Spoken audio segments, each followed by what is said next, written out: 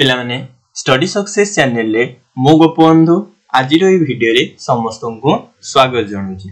तो पिलाने आमे +2 सेकेंड ईयर इतिहास बही प्रथम चैप्टर जार ना होची भारत इतिहास रो उपादान ए चैप्टर टाको आमे आलोचना करूथला।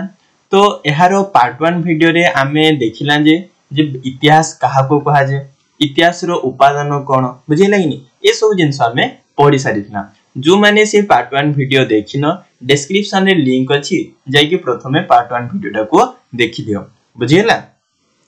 तो आज हमें ए वीडियो रे कोन करबा ना प्रत्नतात्विक उपादान विषय रे आलोचना करबा बुझिला। तो चलो देखिबा।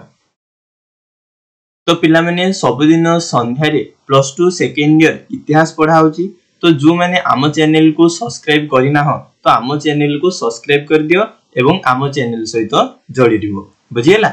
चलो एबे हमें पढ़िबा। तो हमें फर्स्ट चैप्टर पढुथला जार ना कोन भारत इतिहास रो उपादान।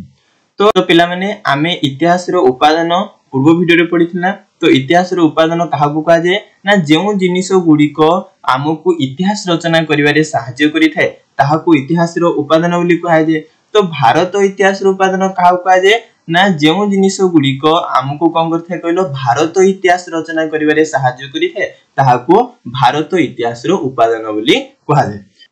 तो आम भारतीय इतिहास रचना करिवा पई ई भारत इतिहास रो उपादान गुडी को तीन भाग रे विभक्त कराय थाए।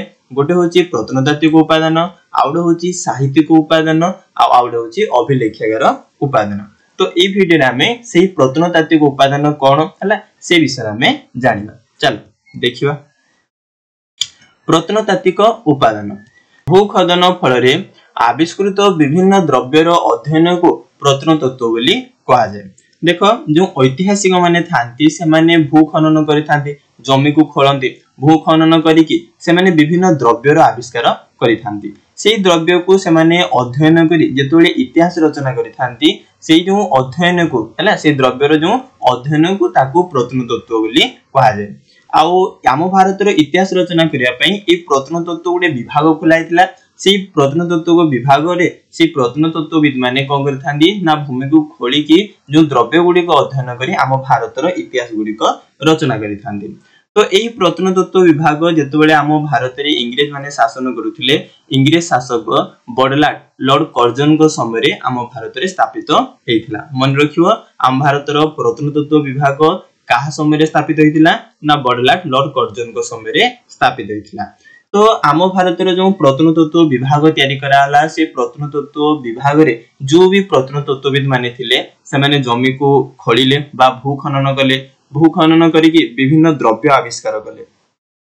अर्थात कहया गले जेमति मुद्रा, मूर्ति हला, विभिन्न माटी पात्र हला, ता सहित गुंफा हला, आउ विभिन्न प्रस्तर खंड ए सब जिंस से माने कोन करी आविष्कृत करी आम भारत इतिहास रचना करिया को लागिले। बुझियला प्रत्नतत्व विभाग कोन पय गठन कराइतिला ना माने भूखनन करी विभिन्न द्रव्य आविष्कार करिवे एवं से द्रव्य आविष्कार करी ताकू अध्ययन करी आम भारत रो इतिहास रचना करिवे। जेमिति 1921-22 मसिया रे ए प्रत्नतत्वविद माने कोन करचंदी सिंधु नदी कूल रे दीटा शहर को आविष्कार करले। जे दीटा शहर ना होची गुडे होची हरप्पा सभ्यता शहर आउड होची मोहनजोदारो शहर।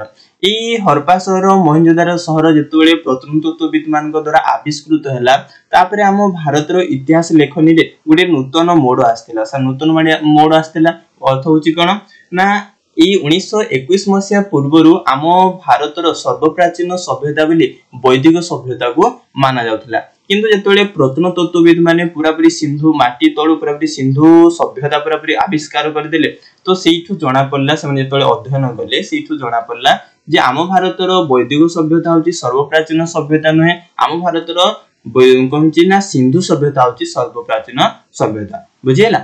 तापरे प्रत्नतत्वविद माने भूखनन करी विभिन्न जिंस गुडी को माटी तळु आविष्कार करिया को लागिले एवं से गुडी को करी आम भारत रो वैदिक युग, मौर्य युग, शुंग, कुषाण, गुप्त, पल्लव, चोल आदि विभिन्न युगर कोन करचनी इतिहास रचना करिवारे सेही प्रत्नतात्विक उपादान बहुत सहाय्य करितला। बुझियला प्रत्नतात्विक उपादान हमर इतिहास रचना करिवारे बहुत सहाय्य करिथाय। तो ए प्रत्नतात्विक उपादान को पुणी विभिन्न भाग रे विभक्त करायछि कोन कोन ना अभिलेख आउट होची मुद्रा सर्वेक्षण और खनन आउट होची कला और स्थापत्य। तो आमे नेक्स्ट वीडियो रे ए सब विषय रे आलोचना करिया बुझियला।